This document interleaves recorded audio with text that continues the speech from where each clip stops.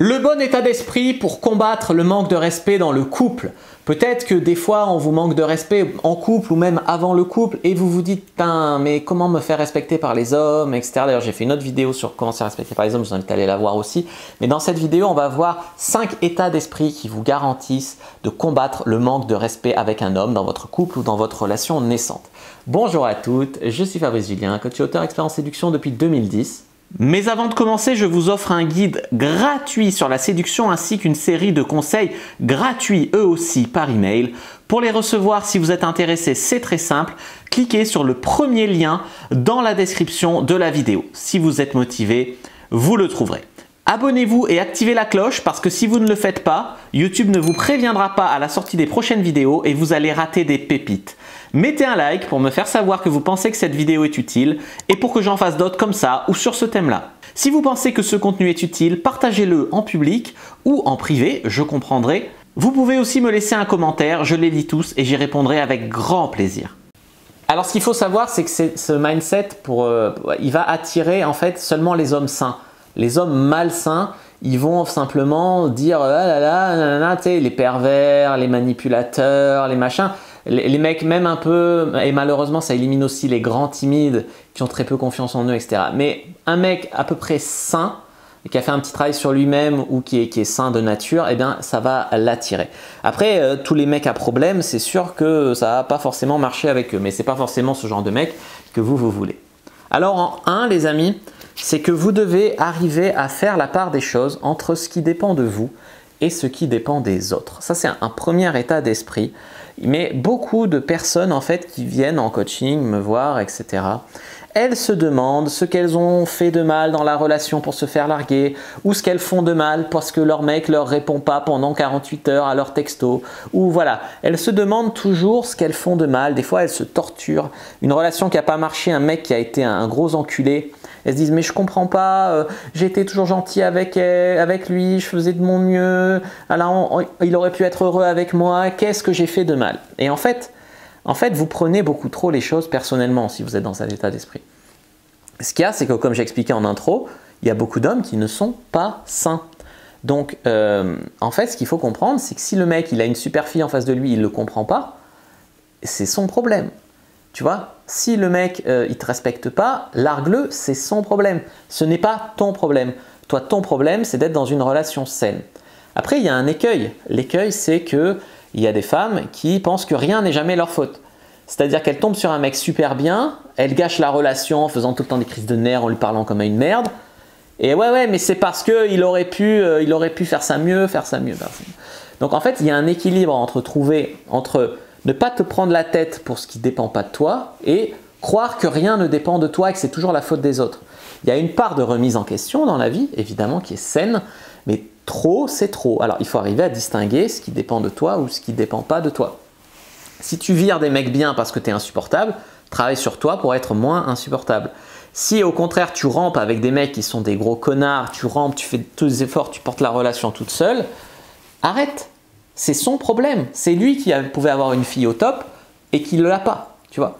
Donc il faut quand même faire la part des choses pour savoir si tu dois changer quelque chose ou non. Moi personnellement, je sais que ma technique de drague, elle m'amène des filles très féminines, des filles un peu coquines et ça me va très bien. Et il y a des femmes qui me disent c'est pas comme ça qu'on aborde, c'est pas comme ça qu'on drague, c'est pas comme ça que… Je couche avec plus de 350 femmes. Toi, tu vas m'apprendre ce que moi je veux et ce qui paye. Non, tu vois. Donc moi je sais parce que ça a payé déjà par le passé et parce que voilà, je sais. C'est pas parce que une fille ça marche pas ou parce que une fille me fait une remarque que je vais tout remettre en question. Mais si ça marchait jamais ou si j'avais pas la vie que je voulais, là je remettrais en question. Tu vois. C'est comme ça que vous devez savoir si vous devez remettre en question quelque chose. J'y crois pas à la malchance que vous ayez fait 20 rencontres et que vous soyez tombé sur 20 connards. Dans ce cas-là, c'est vous qui avez quelque chose à changer dans votre manière d'être, dans votre manière de sélectionner les mecs avec qui vous sortez, etc. État d'esprit numéro 2, c'est faire la part des choses entre confiance en soi et doute. Il y a une part de doute qui est saine en fait. Tout le monde, faut être en fait ouvert à apprendre des nouvelles choses, à se remettre en question, etc. C'est comme ça que vous allez grandir. Si vous avez une part de doute en vous, c'est probablement pour ça que vous êtes sur cette vidéo, c'est très bien. Maintenant, il ne faut pas toujours douter de tout et de soi et de etc.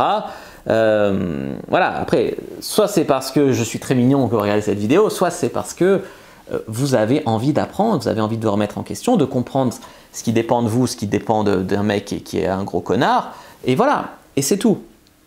Donc, c'est bien, mais il faut garder une part de confiance en soi. Comme j'ai expliqué tout à l'heure, j'ai assez confiance en moi pour savoir que je sais draguer, et si ça ne marche pas avec cette fille, je ne vais pas remettre tout en question.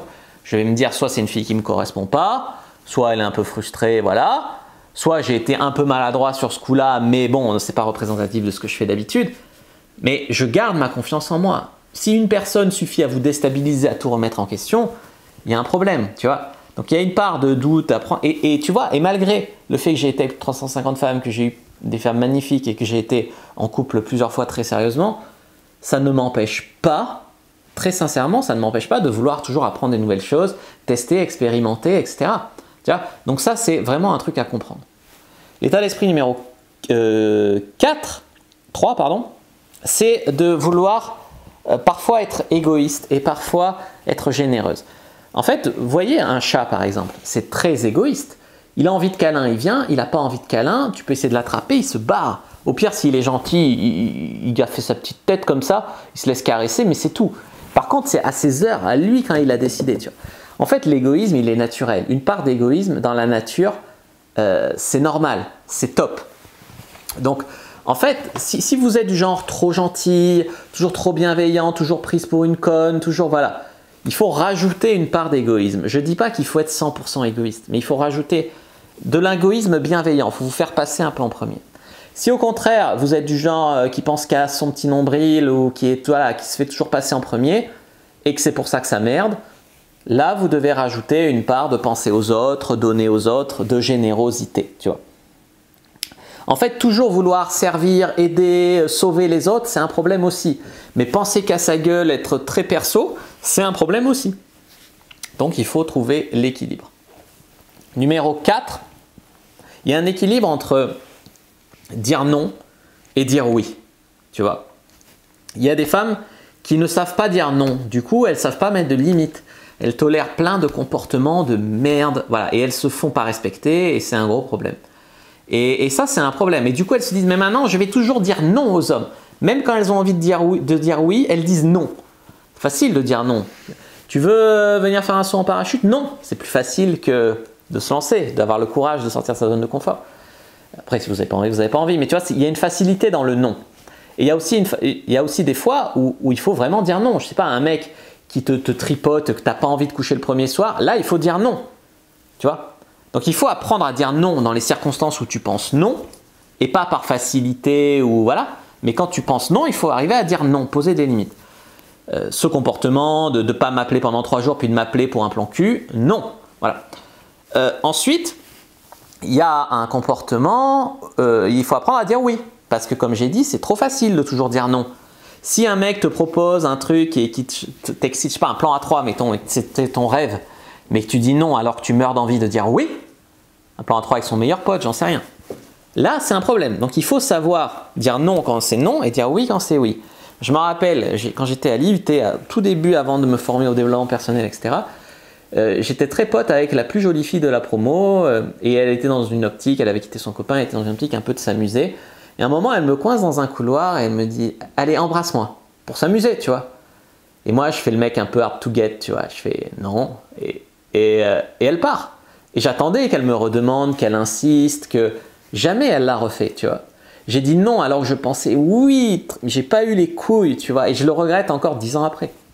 Donc, ce que je veux vous dire ici, eh bien, c'est qu'il faut savoir dire non à bon escient, oui à bon escient. C'est pas le film Yes Man où tu dis tout le temps oui et où il t'arrive des trucs toujours extraordinaires. Si tu dis tout le temps oui, il peut t'arriver des merdes.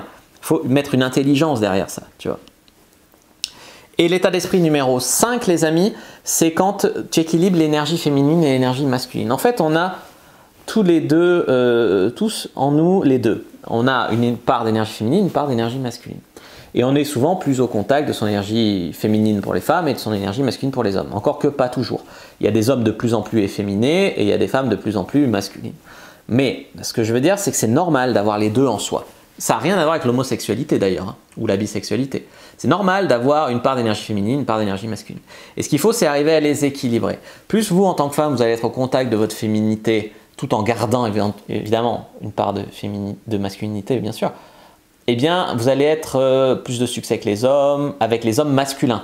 Si au contraire, vous êtes très dans l'énergie masculine, un petit peu camionneuse, tu vois, j'exagère, mais camionneuse, cheveux courts, débardeur, biceps qui font plus gros que les miens, eh bien là, vous allez peut-être plus attirer des hommes un peu écrasés, effacés, soumis, etc. Tu vois, si vous êtes très grande gueule, tout ça. Et en fait, ça s'équilibre. Et je vois beaucoup de femmes en coaching qui veulent des mecs un peu plus masculins. Et leur problème, en fait, c'est qu'elles-mêmes sont trop masculines, tu vois, ont trop d'énergie masculine plutôt. Et du coup, voilà, il faut équilibrer les deux. Et effectivement, les hommes vous manqueront moins de respect, parce qu'il y a une puissance dans l'énergie féminine. Les gens, ils croient que l'énergie féminine, c'est la soumission, il y a une puissance de ouf dans l'énergie féminine. Les femmes, elles mènent les hommes par le bout du nez, hein. Une jolie femme, elle te fait faire ce qu'elle veut. Tu vois, il y a une puissance dans l'énergie féminine. Et ça, beaucoup de femmes ne le comprennent pas aujourd'hui. Voilà les amis, encore une vidéo de bouclée. N'hésitez pas à regarder d'autres vidéos qui s'affichent à l'écran. Je vous dis à bientôt et que le dieu de la séduction soit avec vous les amis.